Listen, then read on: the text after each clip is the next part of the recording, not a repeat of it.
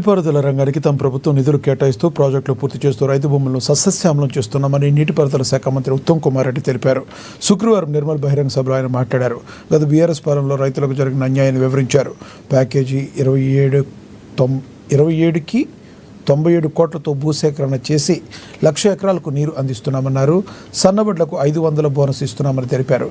గత ప్రభుత్వం 1,00,000 కోట్లు వెచ్చించి కట్టిన ప్రాజెక్టుతో చుక్క నీరు రాని పరిస్థితి ఉందని తెలిపారు.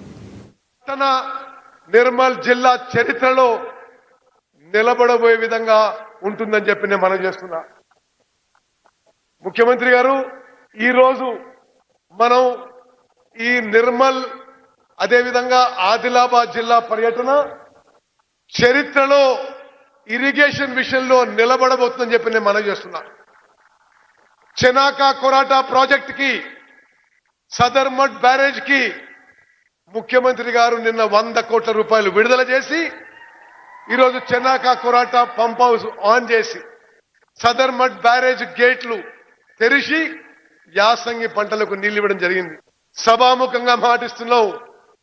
చెనాకా కొరాటా ప్రాజెక్ట్ కి నిదర్శనం ఈరోజు మీ ఎంపీ గారు, మీ ఎమ్మెల్యే గారు కోరినవి మరి ఇరిగేషన్ శాఖ విషయాలు కూడా, అన్ని విషయాలు కూడా ఎంత వీలైతే అంత పూర్తి చేస్తామని చెప్పి సభాముఖంగా మాటిస్తున్నా.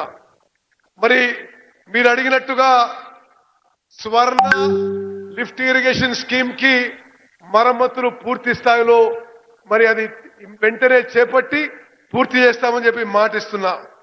సరస్వతి కెనాల్ మోడర్నైజేషన్ పనులు కూడా చేపడతామని చెప్పి కూడా మనవి చేస్తున్నా. మీ ఎంపీ గారు కోరినట్టుగా పిపి రావు ప్రాజెక్టు, అదేవిధంగా కుప్తి ప్రాజెక్టు, మత్తడివాగు ప్రాజెక్టు ఆల్రెడీ ఇప్పటి వరకే మా ప్రభుత్వంలో ప్రయారిటీ ప్రాజెక్ట్స్ గా చేపట్టాము. ఈ ప్రాజెక్టులని మరి ప్రయారిటీలో తీసుకొని తప్పనిసరిగా మరి చేపడతాము, పూర్తి చేస్తామని చెప్పి సభాముఖంగా మాటిస్తున్నా. ప్యాకేజ్ 27 కి మరి పూర్తి స్థాయిలో ల్యాండ్ అక్విజిషన్ టేకప్ చేసి మీరు అడిగినట్టుగా ల్యాండ్ అక్విజిషన్ కి 97 కోట్లు ఖర్చు పెట్టి ఆ 1,00,000 ఎకరాల ఆయకట్టు తొందరలో సాగులోకి తీసుకునే విధంగా ముందుకు పోతామని చెప్పి కూడా నేను మనం చేస్తున్నాను.